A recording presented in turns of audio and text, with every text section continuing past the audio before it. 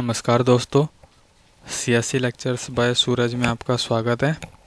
आज की इस वीडियो हम देखेंगे डाटाबेस स्ट्रक्चर के बारे में। मतलब डाटाबेस का सिस्टम आर्किटेक्चर मतलब क्या है कि वो मॉडल है जिसको स्टडी करके हम डीबीएमएस सिस्टम को डेवलप कर सकते हैं। ओके, डेवलप करने के लिए सबसे पहले हमें ये जानने की ज़रूरत होती है कि कौन कौन से कंपोनेंट हमारे डीबीएमएस सिस्टम में यूज़ होंगे और जो वो कंपोनेंट है उनके बीच में क्या रिलेशन होगा। ठीक है, तो ये सब हमें जानने की ज़रूरत पड़ती है डीबीएमएस सिस्टम को डेवलप करने से पहले। ओके, तो ये हमारा 4 पार्ट में डिवाइड है। सबसे पहले आपका है यूज़र पार्ट। ठीक है, ये यूज़र पार्ट है सबसे पहले आपका। यूज़र पार्ट में क्या होता है, डीबीएमएस में कौन कौन से यूज़र हैं, जो पर्सन हैं जो इंटरेक्ट होते हैं। ओके, इसमें सारे जो जो जोन से यूज़र पर्सन है जो इंटरेक्ट होते हैं वो सब यूज़र पार्ट में आएंगे। Next one is query processor. Query processor मतलब किसी भी एसक्यूएल क्वेरी, जो भी एसक्यूएल कोई भी एसक्यूएल क्वेरी है, क्रिएट हो गई, रन हो गई, वो सारा काम आपका इसमें होता है। ठीक है, क्वेरी प्रोसेसर में। And the next one is storage manager. इसमें क्या होता है, इसमें कितने टाइप के मैनेजर हैं हमारे डीबीएमएस सिस्टम से जो इंटरेक्ट होंगे, कितने टाइप के मैनेजर हैं यहाँ पे यहाँ पर वो आते हैं। And the next one is disk storage और फिजिकल स्टोरेज भी कह सकते हैं आप इसको। ये वो शो करता है। ठीक है, तो आइए एक एक करके जानते हैं। सबसे पहले बात करें हम नेव यूज़र की। ये होते हैं एंड यूज़र, हमारे आपके जैसे होते हैं। मतलब एक नॉर्मल यूज़र होते हैं, नॉर्मल जो लैपटॉप यूज़ करते हैं मेन्यू ड्राइवन प्रोग्राम से या किसी एप्लीकेशन इंटरफेस के थ्रू, किसी वेबसाइट या सॉफ्टवेयर के थ्रू एक्सेस करते हैं डाटाबेस को, उन्हें कहते हैं नेव यूज़र्स। एग्जांपल ले लीजिए कि जैसे मेरे फेसबुक पे लाइक है, एक किसी पिक पे लाइक है मेरे फेसबुक पे, तो ओके, और वो लाइक कहाँ पे सेव होंगे, वो फेसबुक के डाटाबेस में सेव होंगे ना, कि कितने लाइक हैं मेरे किसी फ़ोटो पे फेसबुक पे।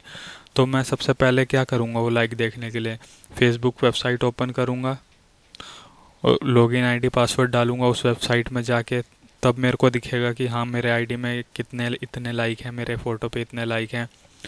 तो क्या किया मैंने, उस डाटाबेस को, लाइक वाले डाटाबेस को एक्सेस करने के लिए मैं किसी वेबसाइट पे गया, किसी इंटरफेस पे गया, उसके हेल्प से मैं डाटाबेस एक्सेस कर रहा हूँ ना। तो यही होता है नेव यूज़र्स। वेब यूज़र्स भी कहते हैं उसको आप। ठीक है, नॉर्मल यूज़र्स होते हैं। नेक्स्ट वन आता है एप्लीकेशन प्रोग्रामर्स। ये क्या करते हैं, ये लिखते हैं एप्लीकेशन प्रोग्राम। ठीक है, लिखते हैं एप्लीकेशन प्रोग्राम्स को लिखते हैं। जो ये एप्लीकेशन इंटरफेस होते हैं जो ये यूज़ कर रहे हैं ना, वो ये एप्लीकेशन प्रोग्रामर लिखते हैं, ये एप्लीकेशन इंटरफेस बनाते हैं प्रोग्राम लिखकर। ठीक है, इतना समझ आ गया। ये जैसे आपके पीएचपी पे लिख दिया इन्होंने कोड, पीएचपी की एचटीएमएल, जो भी बूटस्ट्रैप हो गया, जेक्वेरी, जावा। ठीक है, तो एप्लीकेशन प्रोग्राम डेवलप करते हैं ये, वही जो एप्लीकेशन इंटरफेस, जैसे फेसबुक की वेबसाइट ये डेवलप कर रहे हैं एप्लीकेशन प्रोग्रामर, और वही फेसबुक की वेबसाइट वेब यूज़र एक्सेस कर रहे हैं इंटरफेस के रूप में। ओके, इतना है समझ। अब आते हैं एनालिस्ट की। एनालिस्ट क्या होते हैं, नाम बोलने नहीं आ रहा, सोफिस्टिकेटेड यूज़र्स क्या होते हैं। ठीक है, एनालिस्ट भी कहते हैं इन्हें हम। ये क्या करते हैं, जो भी क्वेरी टूल की हेल्प से एसक्यूएल क्वेरी को एनालिस करते हैं, जो भी क्वेरी टूल है उसकी हेल्प से जो एसक्यूएल क्वेरी है उसको एनालाइज करते हैं। ठीक है, यूज़ करते हैं क्वेरी टूल्स का यूज़ करके जो भी एसक्यूएल क्वेरी है उसको एनालाइज करते हैं। And the next one is database administrator.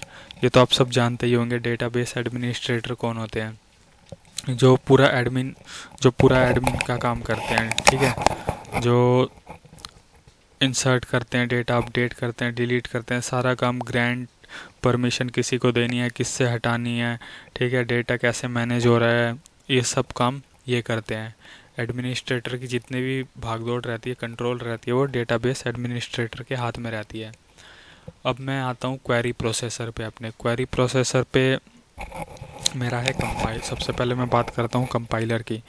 तो कंपाइलर क्या होता है? कंपाइलर की बात करूँ तो जो भी ये एप्लीकेशन प्रोग्राम, जो भी प्रोग्राम लिखता है, एप्लीकेशन प्रोग्राम लिखता है, जो भी एप्लीकेशन प्रोग्रामर एप्लीकेशन प्रोग्राम लिखता है, वो कंपाइलर की हेल्प से कंपाइल होता है और ऑब्जेक्ट कोड में जनरेट होता है वो। ठीक है। और वही ऑब्जेक्ट कोड जिसको आप कहते हैं एप्लीकेशन इंटरफेस या वेबसाइट, वही ऑब्जेक्ट कोड हम जो वेबसाइट और सॉफ्टवेयर के रूप में यूज़ करते हैं ये वेब यूज़र्स या नेव यूज़र्स। ठीक है, इतना समझ आया? इधर तक कोई दिक्कत है किसी को? तो जो जो एप्लीकेशन प्रोग्राम है और ऑब्जेक्ट कोड की हेल्प से यूज़र जो है ये वो डीबीएमएस सिस्टम को एक्सेस करते हैं, क्योंकि एप्लीकेशन प्रोग्राम कंपाइल होकर ऑब्जेक्ट कोड बनेगा ना, तो एप्लीकेशन प्रोग्राम या ऑब्जेक्ट कोड की हेल्प से जो भी यूज़र्स होते हैं ये नेव यूज़र्स, वो डीबीएमएस सिस्टम को एक्सेस करते हैं। अब मैं बात करूँ डीएमएल क्वेरीज़ की। डीएमएल मतलब डेटा मैनिपुलेटिंग लैंग्वेज। ठीक है, डीएमएल क्वेरी के अंदर आपके डेटाबेस में अगर कोई भी वैल्यू इंसर्ट करनी है, डिलीट करनी है, ठीक है, अपडेट करनी है, तो वो कर सकता है। मैं एक नॉर्मल यूज़र की बात कर रहा हूँ। ठीक है, तो वो कर सकता है, लेकिन डेटाबेस क्रिएट नहीं कर सकता यूज़र। मतलब हम डेटाबेस क्रिएट नहीं कर सकते, लेकिन अगर उसमें कुछ अपडेट करना हो, डिलीट करना हो, ठीक है, इंसर्ट करना हो, तो हम कर सकते हैं। ओके। तो जो डीएमएल क्वेरी होती है उसे एप्लीकेशन प्रोग्राम से कनेक्ट करने का काम लिंकर करता है। ठीक है, जो ये डीएमएल क्वेरी है उसे एप्लीकेशन प्रोग्राम से कनेक्ट करने का काम कौन करता है? लिंकर करता है। डायग्राम में दिख रहा होगा आपको अच्छे तरीके से। तो लिंकर क्या है? जो भी एप्लीकेशन प्रोग्रामर डेवलप करके बनाता है, ठीक है, जो भी एप्लीकेशन प्रोग्रामर डेवलप करके बनाता है, उस एप्लीकेशन प्रोग्राम को डीएमएल से कनेक्ट करता है। जैसे इस एप्लीकेशन प्रोग्रामर ने कोई एप्लीकेशन बनाया ए, ठीक है, कोई एप्लीकेशन, ऐसी एग्जांपल ले लीजिए, तो इस एप्लीकेशन प्रोग्राम को डीएमएल से कनेक्ट करेगा। कौन कनेक्ट करेगा? ये लिंकर कनेक्ट करेगा। ठीक है, इतना समझ आया आपको? इधर तक कोई डाउट? तो ये जो ऑब्जेक्ट कोड होते हैं आपके, ऑब्जेक्ट कोड, ये भी डीएमएल क्वेरी से कनेक्ट होते हैं, क्योंकि उस सॉफ्टवेयर की हेल्प से डेटाबेस में एंट्री जा सके। जो ये सॉफ्टवेयर बना है आपका, ऑब्जेक्ट कोड है, ये क्या है? सॉफ्टवेयर है या वेबसाइट है? तो इस सॉफ्टवेयर या वेबसाइट की हेल्प से डेटाबेस में एंट्री जा सके। अगर कोई यूज़र अब इंसर्ट करे, कुछ अपडेट करे, डिलीट करे, तो उसके हेल्प से डीएमएल की हेल्प से करेगा वो। तो इसीलिए ऑब्जेक्ट कोड आपके डीएमएल से कनेक्ट होते हैं, ताकि डेटाबेस में एंट्री जा सके, अपडेट रिमूव किया जा सके। ठीक है, इतना समझ आ गया आपको? अब डीडीएल इंटरप्रेटर आते हैं। डीडीएल इंटरप्रेटर मतलब जिसकी हेल्प से डाटाबेस एडमिनिस्ट्रेटर होता है जो आपका, इसकी हेल्प से डाटाबेस एडमिनिस्ट्रेटर डाटाबेस के स्ट्रक्चर को खड़ा करता है। ठीक है, डाटाबेस एडमिनिस्ट्रेटर आपका डाटाबेस के स्ट्रक्चर को खड़ा करता है। ठीक है, इतना समझ आया? तो स्ट्रक्चर की बात की थी हमने, तो स्ट्रक्चर की बात की थी, तो वो क्या होता है? टेबल में आता है। ठीक है, टेबल स्ट्रक्चर पिछले वीडियो में हमने बात की थी जब स्ट्रक्चर की। तो स्ट्रक्चर क्या था? एग्जांपल लिया था हमने, कोई बुक है, उसे कुरियर करना है, तो उसको बॉक्स में डालना पड़ेगा, किसी स्ट्रक्चर में डालना पड़ेगा। वैसी डेटा है, उसको किसी स्ट्रक्चर में डालना है, तो किस स्ट्रक्चर में डालेंगे? हम टेबल की स्ट्रक्चर में डालते थे। ठीक है, इतना याद है आपको? तो डीडीएल इंटरप्रेटर की हेल्प से टेबल डेवलप किए जाते हैं। ठीक है, जिसमें डेटा रखना होता है, वो कौन करता है? Database administrator. ठीक है, अब डीएमएल कंपाइलर एंड ऑर्गेनाइजेशन की ओर आते हैं।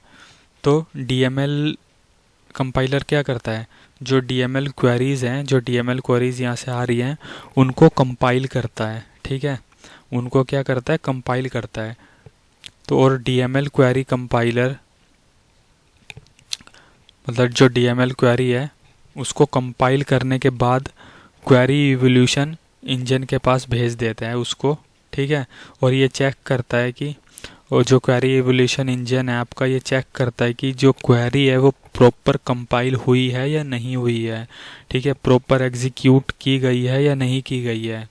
ओके, ये तो कंपाइल कर लेता है, लेकिन ये क्वेरी इवोल्यूशन इंजन इसको इवेल्युएट करता है, चेक करता है कि जो क्वेरी है वो प्रॉपर कंपाइल हुई है या नहीं हुई है। साथ ही जो ऑब्जेक्ट कोड होता है वो भी आपका क्वेरी इवोल्यूशन इंजन से कनेक्ट होता है। तो जब क्वेरी को यूज़ करता है, तो जो ऑब्जेक्ट कोड है जब क्वेरी को यूज़ करता है, ठीक है, ऑब्जेक्ट कोड कैसे वो करे, ठीक है, ये समझिए आप, जब ऑब्जेक्ट कोड क्वेरी को यूज़ करता है तो इस बात को भी इवेल्युएट करता है कि जो आपका क्वेरी इवोल्यूशन इंजन है कि यूज़र को क्वेरी प्रॉपर सप्लाई हुई है या नहीं हुई है। ठीक है, यूज़र को क्वेरी प्रॉपर सप्लाई हुई है या नहीं हुई है। ठीक है, इतना समझ आ गया, यहाँ तक कोई कन्फ्यूज़न? ये एक बार और क्लियर कर देता हूँ, ये ऑब्जेक्ट कोड इससे कनेक्ट होता है क्वेरी इवोल्यूशन इंजन से। ठीक है, तो जब कोई क्वेरी यूज़ करता है, ठीक है, तो ये क्वेरी इवोल्यूशन इंजन इस बात को इवेल्युएट करता है, इस बात का ध्यान रखता है कि यूज़र को क्वेरी की प्रॉपर सप्लाई की गई है या नहीं की गई है, क्योंकि ये ऑब्जेक्ट कोड से कनेक्ट रहता है ना। और ऑब्जेक्ट कोड क्या होता है, आपका सॉफ्टवेयर होता है, ठीक है, या कोई वेबसाइट होती है। ठीक है, तो इसीलिए क्वेरी इवोल्यूशन इंजन उस वेबसाइट से कनेक्ट रहता है कि यूज़र कोई क्वेरी करे, ठीक है, या यूज़र को कोई रिज़ल्ट जाए, ठीक है, तो क्वेरी की सप्लाई की गई है या नहीं की गई है, तो इस बात सही से की गई है या नहीं की गई है, इस बात का क्वेरी इवोल्यूशन इंजन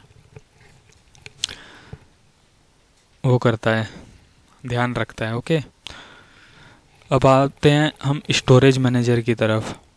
ऊपर वाला आपको क्वेरी प्रोसेसर वाला समझ आ गया होगा, अब आते हैं स्टोरेज मैनेजर की तरफ। स्टोरेज मैनेजर में सबसे पहले हम बात करेंगे बफर मैनेजर की। बफर मैनेजर में क्या होता है, इसका काम है फिज़िकल स्टोरेज से डेटाबेस को उठाना, फिज़िकल स्टोरेज से डेटाबेस को उठाना, ठीक है, जो ये आपका डेटा है इसको डेटाबेस को उठाना और उसको यूज़र तक पहुंचाना, ये काम आता है, ये काम होता है बफर मैनेजर का। ऐसी फाइल मैनेजर की बात करें, ये क्या करता है, फिज़िकल स्टोरेज में कितनी स्पेस अवेलेबल है, ठीक है, कि फिज़िकल स्टोरेज में कितनी स्पेस अवेलेबल है, डाटा को कि जो डाटा है हमारे पास उसको कितना स्पेस अवेलेबल हम करवा सकते हैं, ये इस बात का ध्यान रखता है। ऑथराइजेशन एंड इंटीग्रिटी मैनेजर, ये क्या करते हैं, यूज़र को कौन कौन सी परमिशन दी जाए, जैसे यूज़र बस रीड कर सकता है, यूज़र बस रीड कर सकता है, ठीक है, या रीड कर सकता है और उसमें चेंजेस कर सकता है, ठीक है, ये कि कितने और कितने टाइम के लिए यूज़र को परमिशन देनी है, कितने टाइम के लिए डीबीएमएस अलॉट करना है यूज़र को, ये सारा काम कौन करता है, ऑथराइजेशन एंड इंटीग्रिटी मैनेजर करता है ये सारा काम। ठीक है, इतना आ गया समझ आपको। ट्रांजैक्शन मैनेजर क्या काम करता है कि जितनी भी एसक्यूएल क्वेरी एग्जीक्यूट होती है उनके ट्रांजैक्शन को कंट्रोल करने का काम करता है। ठीक है, जितनी भी एसक्यूएल क्वेरी एग्जीक्यूट हो रही है उनके ट्रांजैक्शन को कंट्रोल करने का काम करता है ट्रांजैक्शन मैनेजर। अब हम बात करते हैं डिस्क स्टोरेज की। डिस्क स्टोरेज की बात करें तो सबसे पहले हम देखते हैं डाटा। डाटा क्या है, डाटा ये वो प्लेस है जहाँ एक्चुअल डाटा को स्टोर किया गया है। जैसे आपका डाटा कुछ भी हो सकता है, ऑडियो, वीडियो, टेक्स्ट, इमेजेस, किसी फाइल, कोई फाइल, ठीक है, किसी का नाम, कुछ भी डाटा हो सकता है आपका। ये वो प्लेस है जहाँ डाटा को स्टोर किया गया है। ओके, नेक्स्ट आता है इंडेसेस। इंडेसेस मतलब आप इंडेक्स पेज भी बोल सकते हैं इसको। इंडेक्स, इंडेक्स पेज भी बोल सकते हैं। डाटा फिजिकल स्टोरेज में कहाँ पे स्टोर है, इस लोकेशन को स्टोर करके रखता है इंडेक्स पेज। ठीक है, डाटा फिजिकल स्टोरेज में कहाँ पे स्टोर है, इस लोकेशन को स्टोर करके रखता है इंडेक्स पेज। जैसे एग्जांपल ले लीजिए कि फाइल मैनेजर को ये जानना है, जो ये फाइल मैनेजर है इसको ये जानना है कि फिजिकल स्टोरेज में डेटा कहाँ है, तो फाइल मैनेजर इंडेक्सेस की हेल्प से उस डेटा की लोकेशन पता करेगा।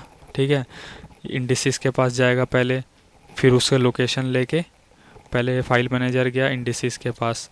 ये आप लाइन में कंफ्यूज मत होइएगा, मैं नहीं बना दे रहा हूँ। ठीक है, तो फाइल मैनेजर पहले गया इंडेक्सेस के पास, उससे लोकेशन ली, लोकेशन लेके वो गया डेटा के पास, उस लोकेशन पे जहाँ पे उसका डेटा पड़ा है। ठीक है, तो फाइल मैनेजर क्या करेगा, पहले इंडेक्सेस की हेल्प से उस डेटा की लोकेशन का पता लगाएगा। पता करने के बाद फाइल मैनेजर उस डेटा को डायरेक्टली एक्सेस कर लेगा, डेटा से एक्सेस कर लेगा। ठीक है, और सेम काम आपका बफर मैनेजर करता है। बफर मैनेजर भी यही काम करता है आपका जो ये फाइल मैनेजर करता है। सेम इंडेक्सेस से डाटा का पता लगाएगा और फिर डाटा में जाके उस जहाँ पे डाटा पड़ा है उस लोकेशन पे आपका ये चला जाएगा। इंडेक्सेस आपको पता ही है ना, ये जैसे ये आपका टेबल है, ये कोई ये डाटा पड़ा है, ये आपका इंडेक्स है 1 2 3। ठीक है, यहाँ पे कोई डाटा पड़ा है राम, ये हो गया आपका शाम, ये भी कोई डाटा पड़ा है, ये भी कोई डाटा पड़ा है, तो ये आपके होते हैं इंडेक्स। ये आपका इंडेक्स है। एक्चुअल आपके दो दो नंबर फाइल पे पड़ा है, एग्जांपल ले रहा हूँ, ये सब हम बाद में डिटेल में देखेंगे कंप्यूटर आर्किटेक्ट एंड ऑर्गेनाइजेशन वाली वीडियो में। यह भी एक एग्जांपल के तौर पे समझा रहा हूँ। तो ये होता है इंडेक्सेस। ठीक है, कि डाटा कहाँ पड़ा है। अब बात करते हैं स्टैटिकल डाटा की। इंडेक्सेस आपको समझ आ गए होंगे, अब बात करते हैं स्टैटिकल डाटा की। जो पूरे एसक्यूएल डाटा की इंफॉर्मेशन को स्टोर करके रखता है, जो पूरे एसक्यूएल डाटा की इंफॉर्मेशन है ना उसको स्टोर करके रखता है। डाटा की इंफॉर्मेशन इसलिए रखी जाती है ताकि जो एनालिस्ट होते हैं वो इस स्टैटिकल डाटा की हेल्प से एसक्यूएल डाटा को एनालाइज कर सके। ठीक है, मेन डाटा की परफॉर्मेंस को एनालाइज करने के लिए स्टैटिकल डाटा का यूज़ किया जाता है। ओके, इतना समझ आ गया। डाटा डिक्शनरी, डाटा डिक्शनरी मतलब क्या होता है, data about data, data about data, इसको आप मेटा डेटा भी कह सकते हैं। ठीक है, मेटा, ठीक है, इसको आप मेटा डेटा भी कह सकते हैं, डेटा अबाउट डेटा। इसमें डाटा से रिलेटेड सारी इन्फॉर्मेशन होती है। डाटा डिक्शनरी में डाटा से रिलेटेड सारी इन्फॉर्मेशन होती है। मीन डाटा कब क्रिएट किया गया था, कहाँ पे पड़ा है। ठीक है, और भी जो जो डाटा से रिलेटेड इन्फॉर्मेशन होगी वो सारी होगी। ठीक है, ये बहुत ही इम्पोर्टेंट एंड की फीचर होता है DBMS का। इसके बारे में हम आगे में डिटेल में देखेंगे। तो होप आपको ये समझ आ गया होगा डाटाबेस स्ट्रक्चर, और आर्किटेक्ट भी कह सकते हैं, डाटाबेस सिस्टम आर्किटेक्ट। ठीक है, तो ये पूरा मैं दे देता हूँ आपको। अगर आपको नोट करना है तो आप नोट कर लीजिएगा। मैं सब ये आलतू फालतू का मिटा देता हूँ, ये करना पड़ता है। ओह,